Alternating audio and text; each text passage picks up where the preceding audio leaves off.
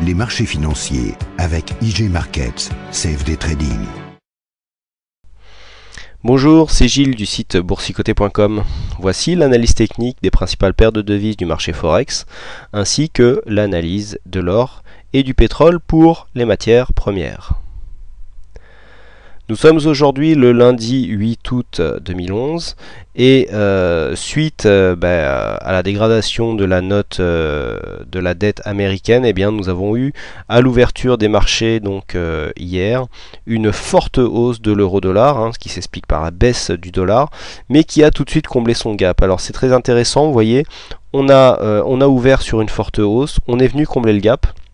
On a repris un peu le mouvement, on n'a pas réussi à dépasser ici le plus haut qui a été inscrit sur cette phase et on est redescendu. Alors on a tout de même cassé la dynamique baissière puisque nous avons cassé la résistance baissière ici dès l'ouverture puisqu'on a ouvert sur un fort gap et nous avons coté par deux fois donc sur ce mouvement et sur celui-ci juste avant de redescendre au-dessus du dernier plus haut ici sur les 1,43. On était approximativement 1,43,72. Donc on revient ici casser cette dynamique baissière dans laquelle nous étions depuis quelques temps. On a une petite phase de consolidation très court terme qui nous a été lancée ici. On a eu un petit signal lancé par le MACD, pas très puissant puisqu'on n'était pas encore vraiment en surachat sur les autres indicateurs.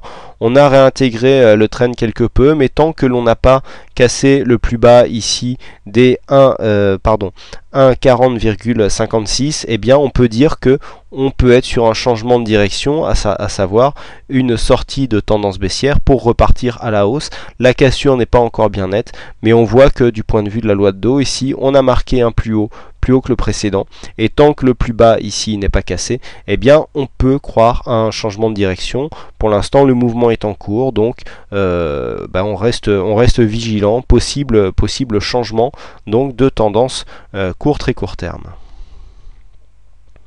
On passe tout de suite au câble livre sterling contre dollar américain pour constater que nous sommes toujours en évolution en range.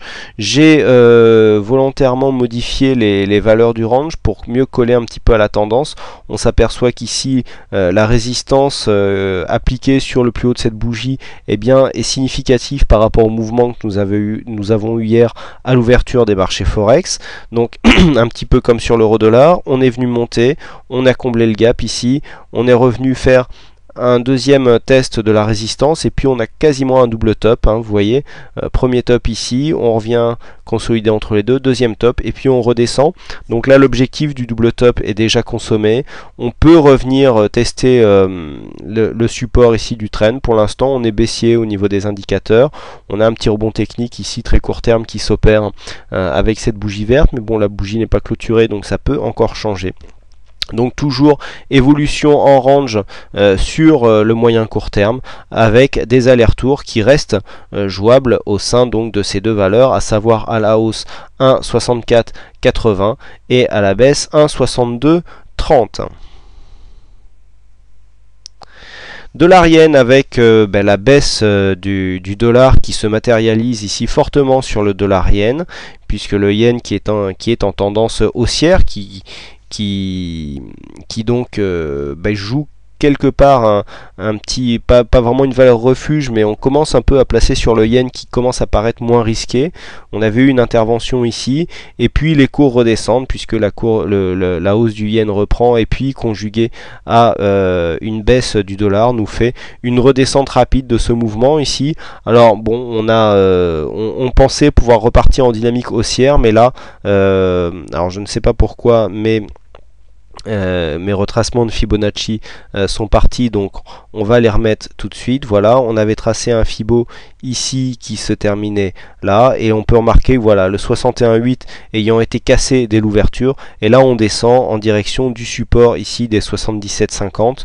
donc pour l'instant on est en train de redescendre. Au niveau des indicateurs, on commence à être survendu, le MACD ne se retourne pas encore, donc on pourrait en fonction de sur ce support, pourquoi pas jouer un petit rebond technique en direction des 78,50, mais pour l'instant rien n'est fait, donc mouvement de continuité baissière sur la paire dollar-yen. On passe maintenant aux matières premières et à l'or, donc l'or qui bat des records de jour en jour, puisque nous sommes actuellement en train de marquer des nouveaux plus hauts. Regardez cette bougie qui nous cote sur son plus haut 1719,4 $ l'once. Alors c'est aussi mécanique à partir du moment où le dollar baisse.